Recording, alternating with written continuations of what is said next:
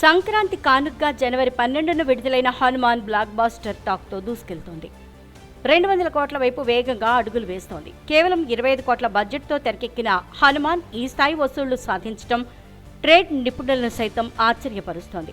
ఇదిలా ఉంటే సినిమా రిలీజ్కి ముందే హనుమాన్ టీం ఒక కీలక ప్రకటన చేసింది. హనుమాన్ మూవీకి సంబంధించిన ప్రతి టికెట్ నుంచి ₹5 అయోధ్య రామ మందిరానికి విరాళంగా ఇస్తామని చిత్ర బృందం ప్రకటించింది. మాటిచ్చినట్లుగానే అయోధ్య రామాలయానికి భారీ విరాళమిచ్చింది హనుమాన్ చిత్ర బృందం. ఇప్పటివరకు తమ సినిమాకు సంబంధించి 53,28,211 టికెట్లు అమ్ముడయ్యాయట.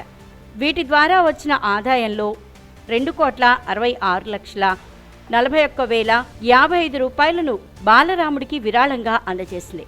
ఈ విషయాన్ని సోషల్ మీడియా ద్వారా అధికారికంగా ప్రకటించింది చిత్ర బృందం.